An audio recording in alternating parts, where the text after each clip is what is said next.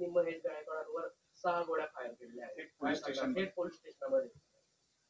मला त्याच्यातली काही माहिती नाही. याचं कारण रात्री मी उशिरात आपल्याला माहिती की 10 वाजेपर्यंत घरी आलो आणि या गोष्टीची माहिती नाही. पण शेवटी ती लढाई कशावरून आहे? पक्षावरून आहे, जमिनीच्या वादावरून आहे किंवा आपसातल्या वैरातून आहे याची मला कल्पना नाही. आणि मला तरी असं वाटतं की असं जर असेल तर त्याच्यामध्ये एखाद्या जुना वादही असू शकतो. शेवटी तो पोलिसांचा विषय आहे.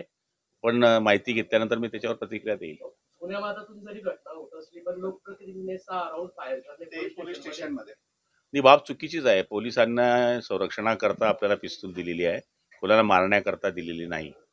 त्याच्यामुळे निश्चितपणाने तो प्रसंग काय हे आपण सांगू शकत नाही. आमदारांनी कुठे मारलं, काय मारलं याची मला पूर्ण माहिती नाही. त्याच्यामुळे जेव्हापर्यंत घटनेची माहिती मिळत नाही तोपर्यंत त्याच्यावर वाच्यता करणं उचित होत नाही.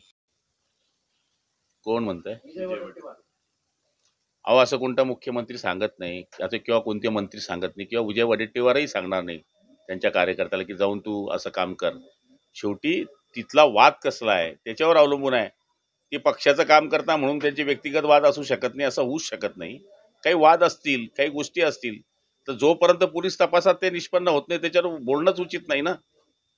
भाजपचे जे गायकवाड आमदार आहेत त्यांनी थेट मुख्यमंत्र्यांना गुंडे अशी उपमा दिलेली आणि त्यांनी सांगितलं की गुंडे पाडणाऱ्याची टोळी ही प्रमुख आहे.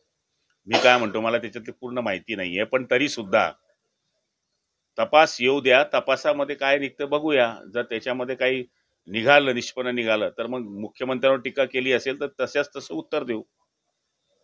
गोळीबार प्रकरण आहे, यामध्ये आपण दोघंही मंत्री त्यांच्या जवळचे आहात, ते मिटवण्याचा कशा पद्धतीने आपण प्रयत्न करतात? मूळ मी काय सांगतोय की गोळीबार झाला आहे, तो कशावरून झाला आहे, तो जुना वाद आहे की नवा वाद आहे, कशावरून आहे हेच अजून निष्पन्न झालं नाही ना.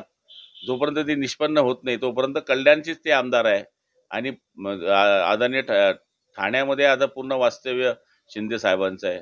आमच्यापेक्षा तर त्यांच्या एका इशाऱ्यावर या गोष्टीवर सगळा तोडगा निघू शकतो किंवा काही गोष्टी उजेडात येऊ शकतात. गांधी तीर्थ, निसर्गाच्या सानिध्यात महात्मा गांधींच्या जीवनावरील जगातील पहिले मल्टीमीडिया म्युझियम. आजच भेट द्या. गांधी तीर्थ, जैन हिल्स, जळगाव. अधिक माहितीसाठी www.gandhifoundation.net वर व्हिजिट करा.